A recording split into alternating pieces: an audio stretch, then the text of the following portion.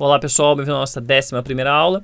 Nessa aula a gente já vai tratar as configurações da nossa máquina virtual. A primeira configuração que específica é adicionar hardware. Nós temos controlador SCSI, adaptador de rede e o adaptador de Fiber Channel. E o que a gente vai fazer? Vamos adicionar um novo adaptador de rede, até porque essa placa de rede, se você observar aqui, vamos olhar aqui em adaptador de rede, nós só temos esse adaptador de rede aqui, internet. Então vamos lá, adicionar hardware adaptador de rede. A partir desse momento ele me informa qual comutador virtual que eu quero. O comutador virtual que eu quero é o LAN. Por quê? Porque essa placa de rede aqui LAN será a placa responsável para distribuir, conforme eu já disse, as nossas configurações de log, GPOs, enfim, tudo que for comunicação com outras VMs, em específico a gente vai estar utilizando essa placa de rede daqui. Não vou habilitar a ID da VLAN, nem vou habilitar gerenciamento de largura de banda também, ok? Gerenciamento de largura de banda é interessante quando você precisa especificar, por exemplo, isso daqui a gente utiliza muito, os servidores utilizam muito quando eles querem especificar uma quantidade X, né, de megabits, né, que você vai poder utilizar, né? Então, isso daí é bem comum, a gente vê em alguns servidores fazendo isso. No nosso caso, a gente não vai utilizar uma largura mínima nem uma largura máxima de banda. Então, a gente pode manter dessa forma. Vou dar aqui um aplicar. E caso quiséssemos, basta clicar aqui em remover, removeríamos esse adaptador. Nós temos a opção de firmware, ou seja, para a gente poder mostrar aqui, ó, seleciona a ordem na qual as entradas de inicialização são verificadas para inicializar o sistema operacional.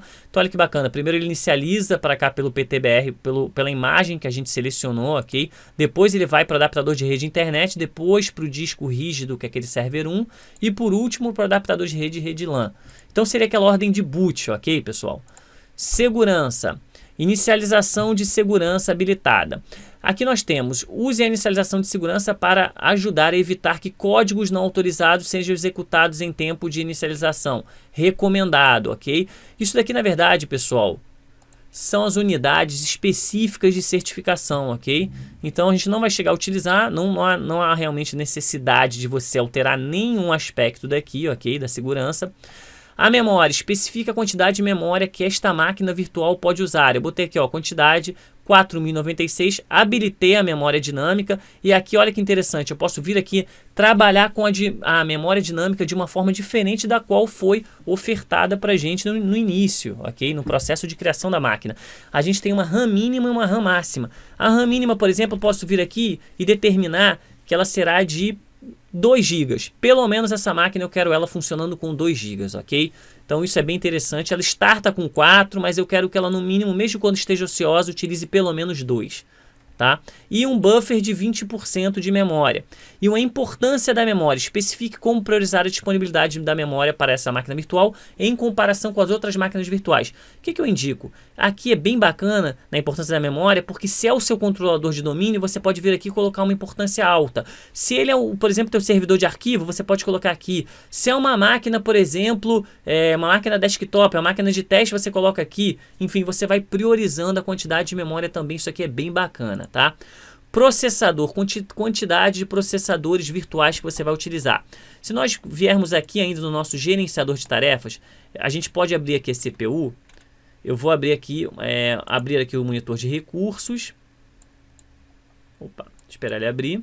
Eu tenho aqui minha CPU total. Eu tenho aqui 8 núcleos nesse processador, ok? CPU 0, 1, 2, 3, 4 até o CPU 7, ou seja, eu tenho 8 núcleos nesse processador. Eu estou trabalhando com i7, 6 e 700K. Se eu tenho 8 núcleos de processador, eu posso vir aqui e colocar aqui um número de processador caso eu queira, ok? Aumentar o número de processador específico aqui para que tenha um pouco mais de desempenho essa máquina, ok? E aqui eu tenho um aspecto de controle de recursos também que não iremos utilizar durante o nosso processo do curso. Controlador SCSI. O controlador SCSI era bem bacana porque a gente, para poder adicionar, quando você quer adicionar a quente, ou seja, um disco específico a quente, você utiliza o controlador SCSI. Então você pode sim adicionar novos discos rígidos, unidade DVD ou ainda uma unidade compartilhada. Isso aqui é interessante quando você quer adicionar um novo disco rígido. Poderíamos também por aqui, ó, adicionar controlador SCSI também por aqui. Ok?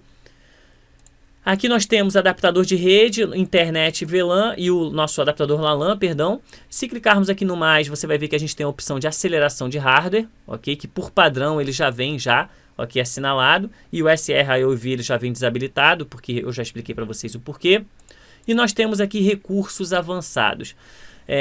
Muitas das vezes a gente acaba tendo algum tipo de problema e é bem interessante você habilitar, por exemplo, a falsificação de endereço MAC quando você tem problema de comunicação com as máquinas. Quando você está trabalhando, por exemplo, tentando integrar sistemas específicos como o Samba do Linux e coisas do gênero, às vezes você tem algum probleminha com os endereços MAC e aí você tem que habilitar a falsificação do endereço MAC para isso, ok? Mas em princípio a gente não vai utilizar nenhum recurso avançado para a criação das nossas máquinas. As duas placas de rede, gerenciamento, o nome da máquina, aqui é possível você editar um nome. Serviços de integração, pessoal, aqui é bem bacana, olha, os serviços do Hyper-V devem oferecer essa máquina virtual para usar os serviços selecionados, ela deve ter suporte com o sistema operacional convidado, ok? Então, você vai escolher aqui os serviços específicos, ok? O que ela vai poder ter direito, enfim, os pontos de verificação. Esses pontos de verificação são bem interessantes porque a gente vai utilizar bastante isso durante o nosso processo de aprendizado. A gente pode criar um ponto de verificação e depois restaurar esse ponto, ou seja, vou adicionar uma nova função, vou adicionar um novo recurso, quero saber realmente se vai ter estabilidade no meu servidor para eu não perder tudo, ou seja, instalei, deu algum problema, tem que formatar a máquina, a gente cria ponto de verificação e depois retorna para esse ponto, ok? Local do arquivo de paginação, ok? Você coloca, eu estou utilizando, o ideal é que você utilize diretórios, seria bem interessante, mais uma vez, boas práticas informam, locais diferentes, drivers diferentes, ok, para isso. Ação de início automático, ou seja, o que você deseja, né, que essa máquina virtual faça quando o computador físico for iniciado.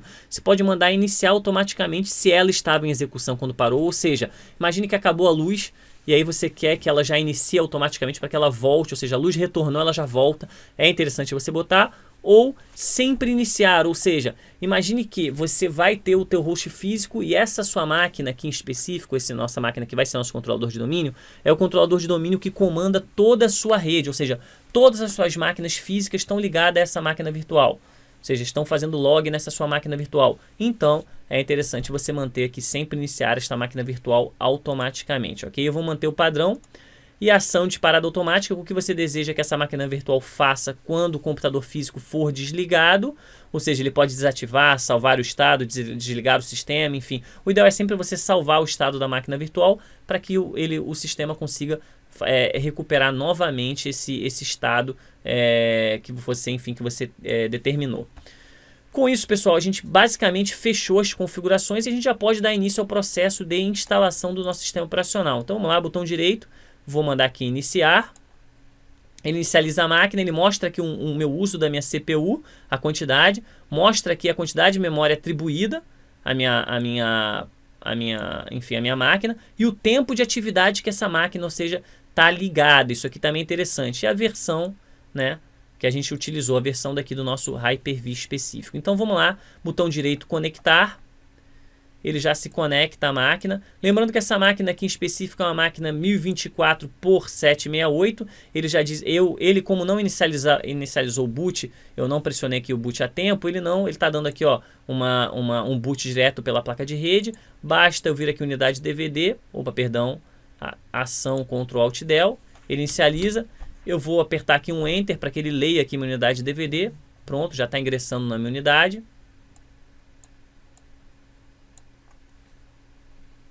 Tá aí, pessoal, aqui ele já vai inicializar o processo de instalação da máquina. Então, a partir de agora, essa aula também já ficou um pouco extensa. Na próxima aula a gente começa, até porque eu quero falar algumas configurações aqui bem interessantes, aqui específicas para esse processo, ok? Podem para a próxima aula.